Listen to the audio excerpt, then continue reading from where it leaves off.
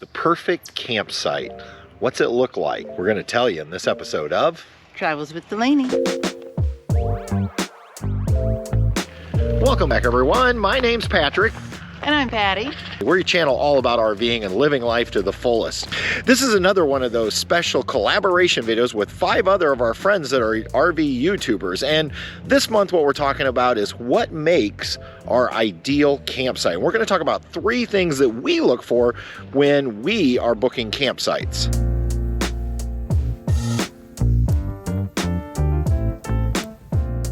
Now, we have been RVing for 17 years, which means, Patty, we have booked a lot of campsites over the years. We sure have. We've seen some amazing places, and we've seen... not so amazing. So when we're actually looking for campsites, what's the first thing that's most important to us? I think the most important thing would be privacy, like the space between the campsites.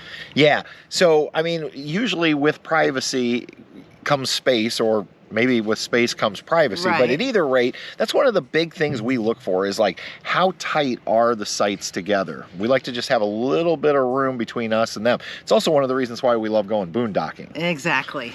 You know, when we have the opportunity to get out west where there's lots of government land and you can just kind of spread out, that is our ideal campsite. Yeah, we love it. Unfortunately, here in the east, that's not always an option. Not always an option, yeah. And babe, even campgrounds that we've been in, I can remember like at Blue Water Key and down by the Keys, we had hedges and plants between each site. So it really was tight in reality, but it didn't feel tight because we had all those plants that blocked our view to the other folks next to us.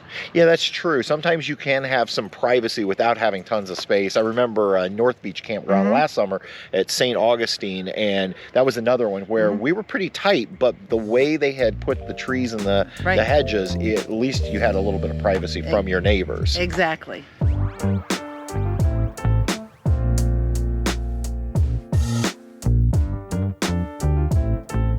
What's the next thing that you think is most important when we're picking out a place to camp? I think for us, it's the price of the campsite.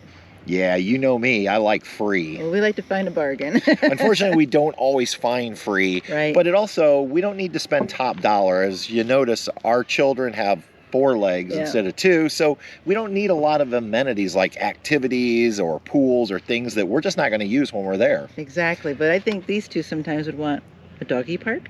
Yeah, doggy park, that would be okay. But to me, anything over $50 a night for camping, for us, it's just kind of pushing it a little bit. That's why we tend to like things like county parks and state parks or national parks, because most of them you can still get into for under $40. But ultimately, the second factor after we find something that will give us hopefully some space and privacy is going to be the price of it.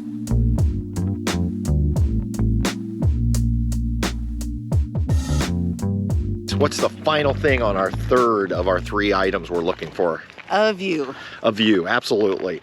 We, over the years, have had some amazing views. Oh, have we had so many cool ones, like the Lavender Farm? Up in Washington? Yeah. I remember the Blueberry Farm in Oregon, where we could look at Mount Hood. Exactly.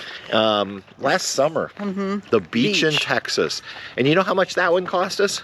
Nothing. Nothing. We actually camped right on the beach for free. So it was perfect. Now, understand, there was no hookups, but we don't need hookups. That's not our style of camping. But we also understand your style of camping may be different. So go ahead. I'm going to pop a playlist right up here someplace. Check out the other 5 YouTubers, find out what they like. And also let us know down in the comments, what 3 things do you look for when you're booking your next campsite? Till next time, everybody, we'll see ya. On down the road. Good night.